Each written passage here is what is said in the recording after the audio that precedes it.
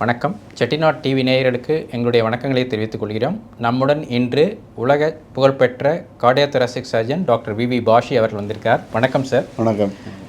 செட்டிநாடு மருத்துவக் கல்லூரியின் 18வது MBBS batch ஸ்டூடெண்ட்ஸோட inauguration இன்னைக்கு முடிச்சுட்டு நம்முடன் இணைந்திருக்கிறார் டாக்டர் பாஷி அவர்கள். Good morning sir. Good morning. You are an internationally accredited and famous cardiothoracic surgeon. We would like to know what motivated you to become a cardiothoracic surgeon? See, when I was doing my MBBS, those days I first joined MBBS in 1970. Those days the facilities for surgery, especially heart surgery, was so primitive. We never had any facilities anywhere. Plus lot of people were dying of heart disease. Basically I wanted to become a surgeon. First I did general surgery, I was interested in surgery. My father had cancer stomach, so that motivated me to take surgery as my main thing. Then I had the opportunity to get trained in CMC Hospital, 𝗺𝗲𝗄. That changed the whole outlook of my life because that was the mecca of cardiac surgery in the early 80s and early 70s. And there, the work culture, the ethics and the number of patients, the people working very hard, it is totally different. That really motivated me to work harder, and even though I had opportunities to settle abroad, I wanted to come back. That's because nice. To serve our own people. Yeah. So nice of you, sir, to serve our country with all the knowledge that has been acquired abroad and to serve our people. Compared to those days when you entered into cardiothoracic surgery, what do you see the present changes in the fields? That I would say it's like day and night difference. Yes. In the early 70s and or late 70s when I joined cardiac surgery, a patient surviving open heart surgery was a very big news because the complication rates and problems are very less. Our facilities were very limited. That's right. There was power cut, no air conditioning, no antibiotics available, infusion pumps, monitoring facilities, everything was very primitive. Heart lung machine, all those things were very, very primitive, and we have to import everything from abroad. Now over the last 45-50 years, the cardiac surgery has advanced so much. We are in India at par with any best center. I am very proud to say, because most of our doctors have gone abroad and we have no dearth for manpower. We have the brilliant surgeons.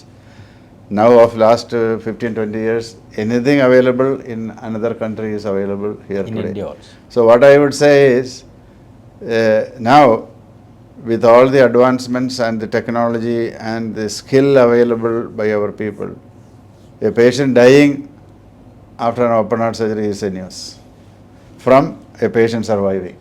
That means almost sea change. Sea change. That's true. That's yeah, true. which is good for us. Because in fact, I must say that as I told you in the inaugural speech, people from neighboring countries are coming here for heart surgery.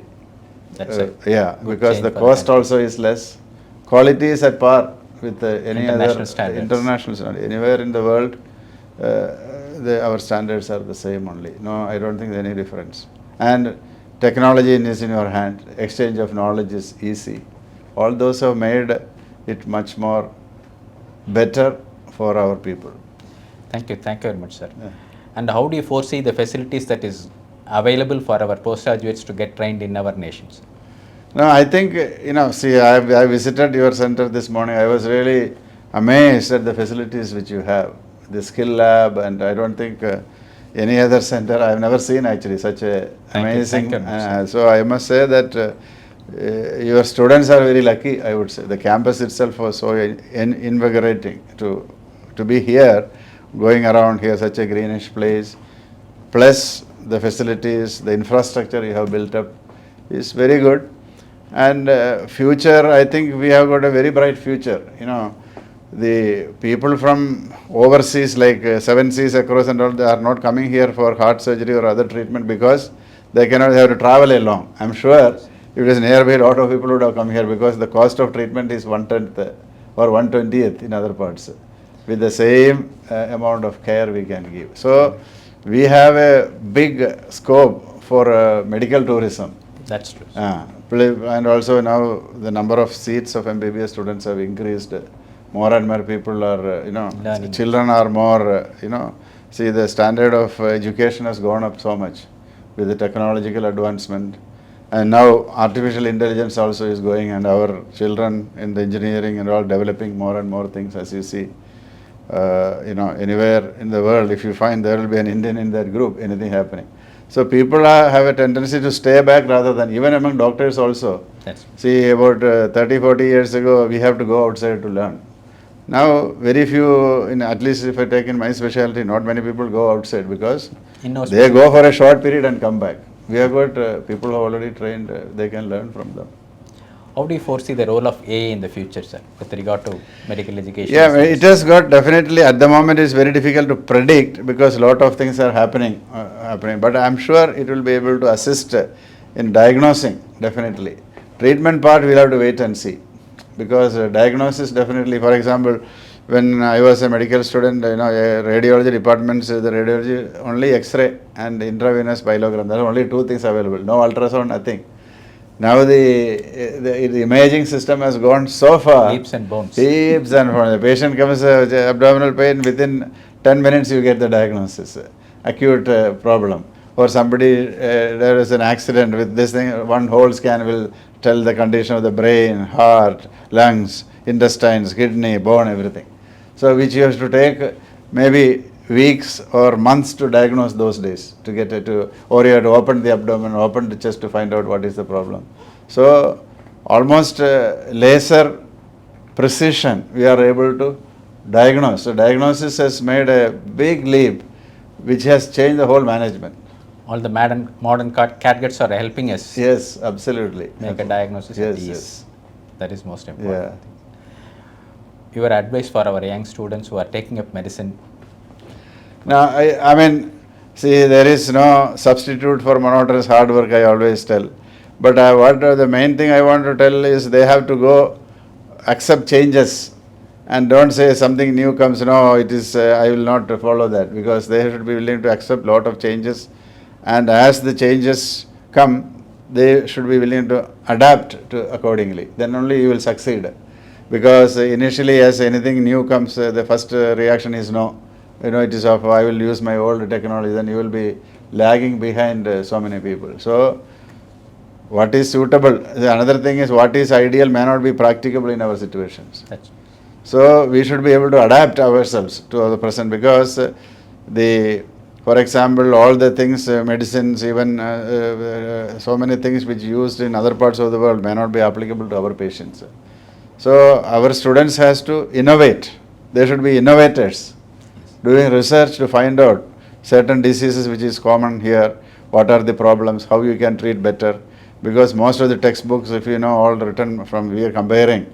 If you take any disease pattern or anything, everything, if you statistically, all we are comparing from the west to the east, because we are totally different. So I would advise them to adapt to the technology which is available all over the world and use it locally. To our population. Yes. To our population. Our population in the research field. Now grants are available, and people who do research also are well compensated. So that is the only way to progress. Otherwise you will not, like you say, if a rocket has to go, every step you need a fuel. Otherwise rocket will fall to the ground. First stage is goes, next you have to fuel. So like a fuel in the rocket, if you have to go up, the fuel is your hard work. You work hard, your hard work is the fuel to go up. And as a cardiothoracic surgeon, what is your message to our public, sir? Because they would like to have some inputs with regard to prevention aspects. Regarding lifestyle and other things. Can you have some few words? Yeah, because now one thing, see, in cardiothoracic disease there are two things. One is the treatment part and other is the preventive aspect. The treatment part we are at par with the international standard. The most important, and also we have centers and people to take care. Actually, we have more people to take care of other things. So prevention, as the good old saying, prevention is better than cure. Now, the tendency now we are seeing heart disease in younger people. That is a very disturbing thing. People who are less than 40, 50 coming with heart attack, which is very disturbing. Basically because of it is being highlighted everywhere. Lifestyle has to change. Excessive use of this, all these sophisticated phones and all electronic gadgets people using. So even you sit at home, instead of going to a shop, you are ordering everything online. You just don't even not go to the Don't even walk. So basic thing is, for climbing one stage, you use lift. Escalators, cycle, simple thing. You can see a person driving a high-end vehicle to a gym to cycle inside. That is most apt. You will be driving a car worth 2 crores and go into a gym to do cycling. That is the world which is happening here.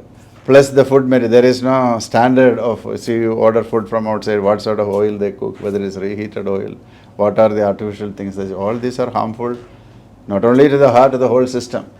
So if you want to be healthy, you take food as your medicine. Otherwise you end up in taking medicine as your food. That is a simple message. Yes.